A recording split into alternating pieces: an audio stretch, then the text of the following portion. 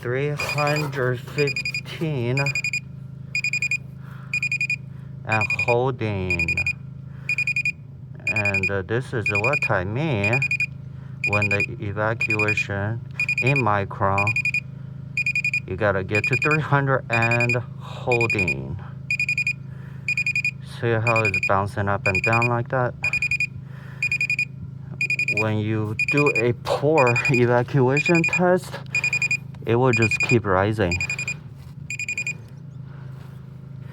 And if it's able to bounce back low, then it's real good, because we do have potential leak area in the O-rings and stuff like that.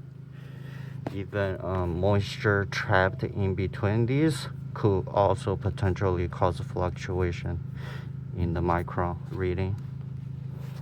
Boom. Now what we're gonna do is try to pull as low as we can, at the same time releasing the refrigerant. In a little bit, we're going to crack open the clean valve from this side. First shut off the suction line valve. Leave this open. As soon as we hear pressure change and my meter start to rise here, then we will isolate the vacuum pump.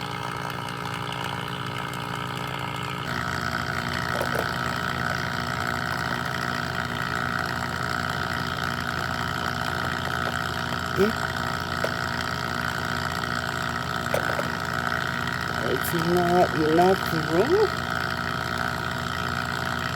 Yeah. Wow.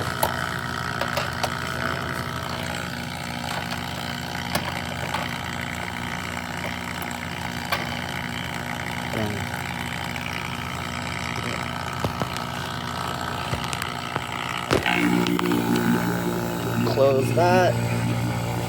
Release. Hear that? Close. Bam! That is how you do it.